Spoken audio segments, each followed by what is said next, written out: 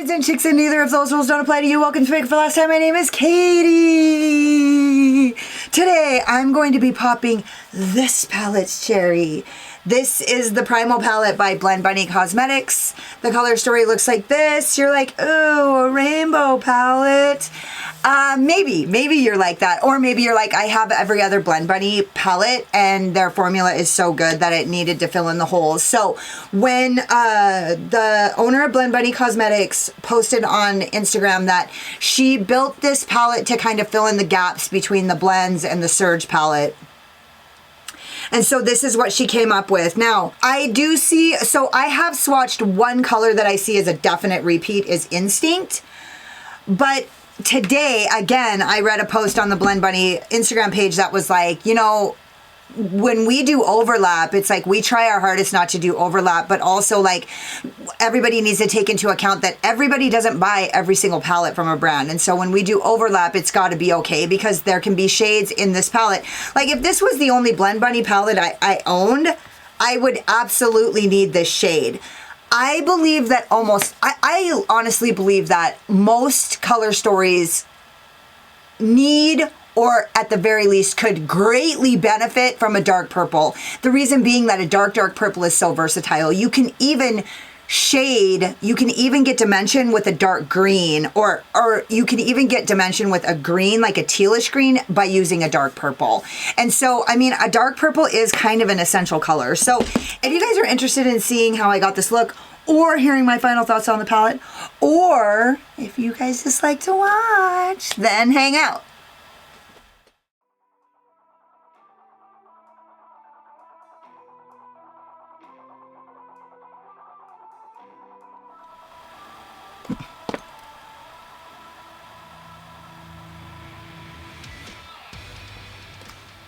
Okay, so today I'm gonna do the on the nose look, and the reason why, well, is because I just want to use these colors, but the catch is this, that it could go wrong because I'm actually gonna use the hardest colors. So I'm gonna go in with the color Ink, or no, I'm not. I'm gonna go in with the color Poisonous, and I'm gonna start with that. And I am using a bigger brush, which isn't my usual, but oh, there's a lot of kick up. Just saying. These colors are famously difficult to work with, and so I am in a little bit of a hurry because I have to work in a little while.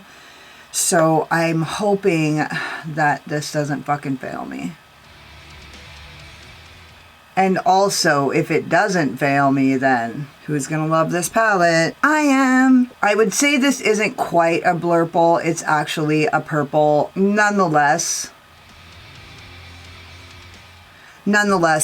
these colors are, you know, any variation of this color is usually difficult. So I'm going to use all three. And I'm actually going to go all the way to the inner corner. I used the Blend Bunny Blues yesterday in my live stream, and it was so fucking pretty that it actually made me really excited about this brand. Now, I'm kind of like beginning to have used like some Blend Bunny, like, you know, getting a little bit more experience. And up until yesterday, like the Dollhouse, like I've really enjoyed the Dollhouse palette, but I haven't really used anything that has made me feel like Blend Bunny is above and beyond. I'm not like trying to talk shit. I'm just saying my experience hasn't been like, oh my god, this is like the best brand ever, like what the general consensus is. But can I just tell you, look at that. So I think it's because I haven't really used the unusual, or like the usual problem children, right? The usual scapegoats. But I did that blue look yesterday and it was awesome. And honestly, like I wore it underneath my glasses and it looked so fucking pretty, man. I'm gonna go in with my Kaleidos S1. Oh, this was my Kaleidos S2. And I'm gonna go in with my Kaleidos S1 and I'm gonna use the color Mimic. I do feel like this shade Mimic is on the warmer side of lilac, or, you know, it's not quite as blue as, say, the light blurple in the it's freaking Bats palette. And so that color too, light blurples and pigmented blurples, rich blurples and dark blurples are all the usual suspects, you know what I mean? Every time you use a purple that's like to the blue side of purple, it's like could go very badly. Which is why, like, I love the Violet Ink palette, because it's basically like this color story, but it's like so easy, so pigmented, blends like a dream. You can really trust it. If you guys want, I can, I'll like maybe try to, if I remember, I'll link my video. Like I did like a 5-minute look with the Violet Ink palette, the OG Violet Ink palette, and literally was done in like 15 minutes. It's so trustworthy. It's such a trustworthy purple palette.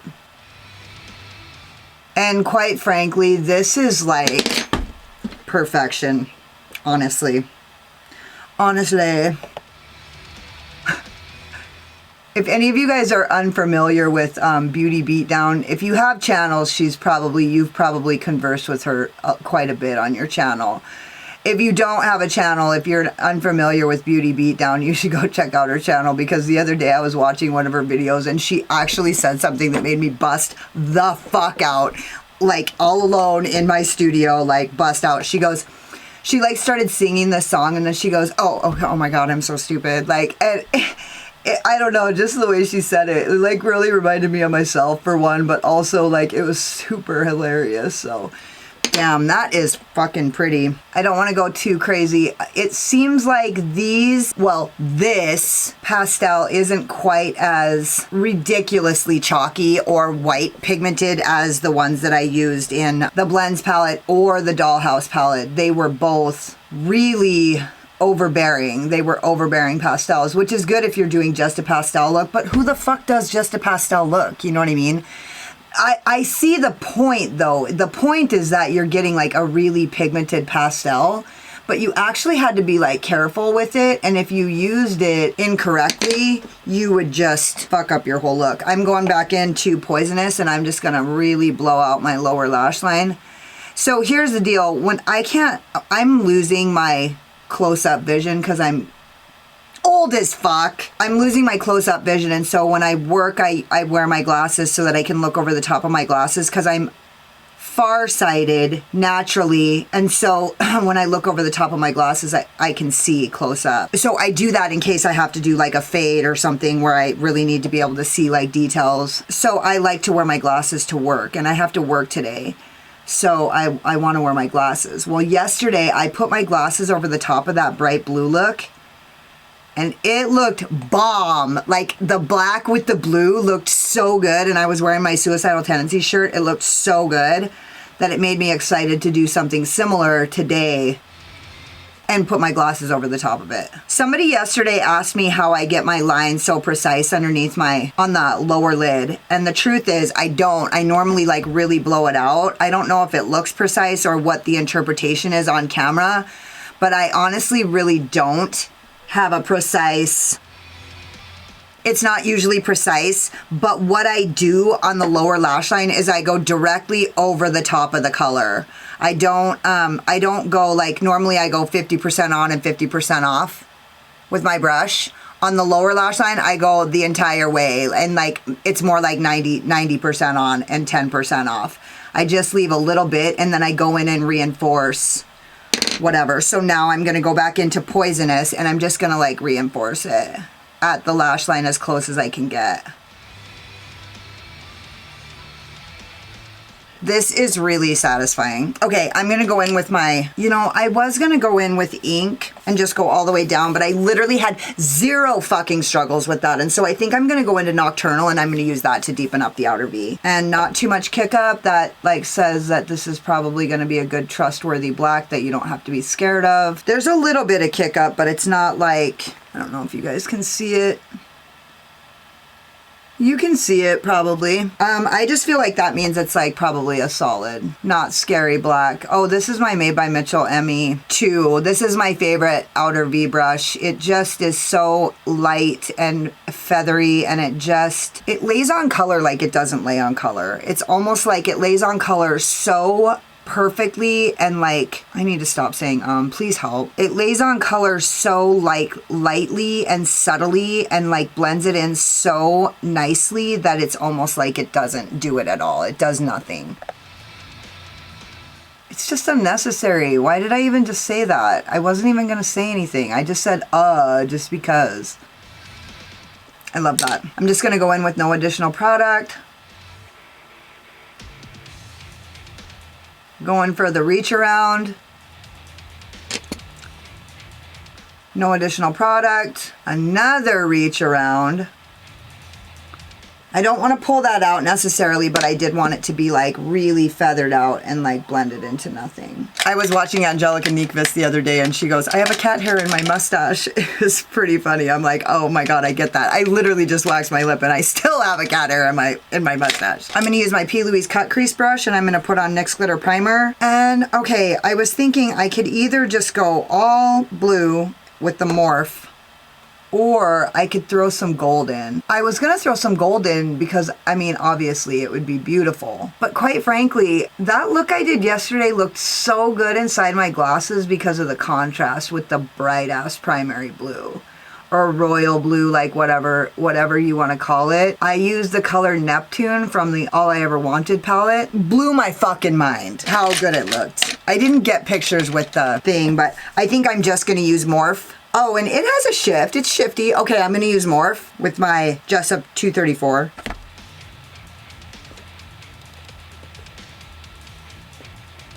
In the little bit of experience that I have with these shimmers, I feel like these are better than what they have been so far.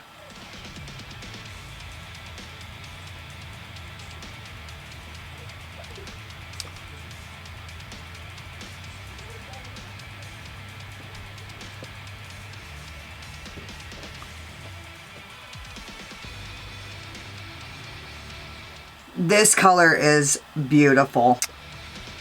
Now, it's not shifty, like on the lid I don't see any shift, like the All I Ever Wanted. It is shifty. It shifts to a purple. Yeah, it's beautiful. All I was gonna say is like, it doesn't seem like quite as special as the All I Ever Wanted, but it's way a vast improvement. I really love. So here's what I've been gathering. I've been kind of following Blend Bunny's comments on Instagram. What am I gonna do for the inner corner, yos? Just gonna kind of go into Poisonous and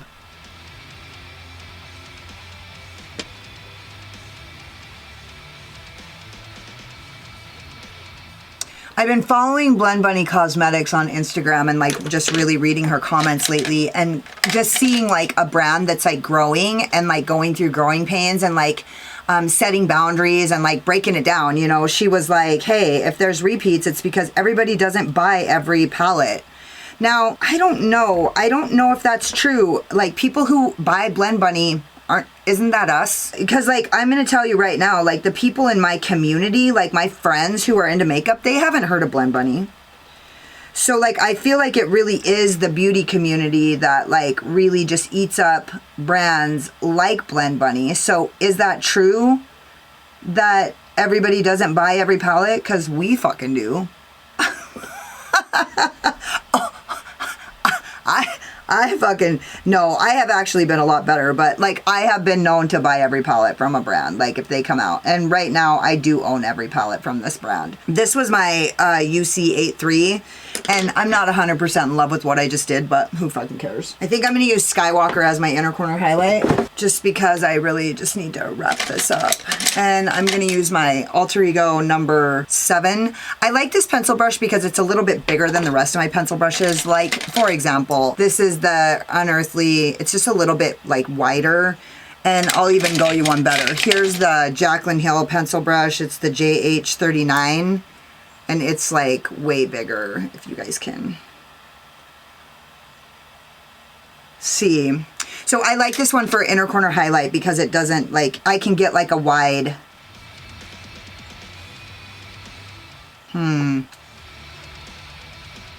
That's not really going on there that good, huh? Well, it looks pretty on camera.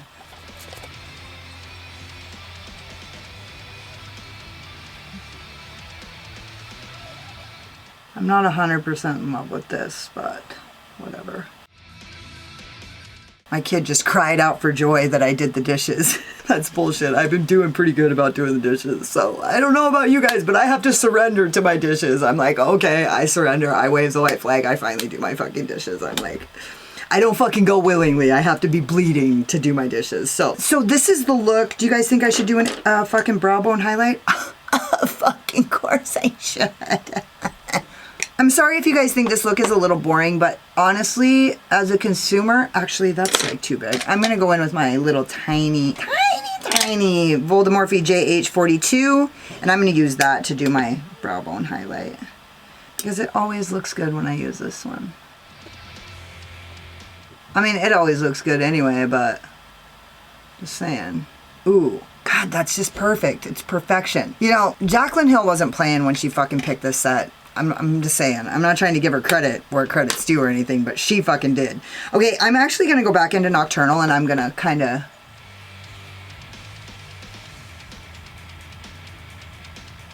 and then back into Poisonous and kind of...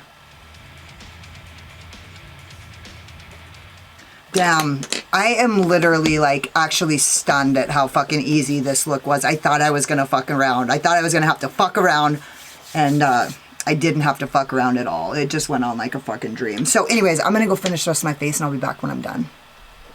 So this is the manifesto, the pièce de résistance. I use my Rouge and Rogue eye wigs in Slayer. I use my NYX Slide On Glide On All Day Hard On in Pretty Violet. And as I've said before, I don't know if how many of you have heard this, but this particular color does not perform as well as the other colors.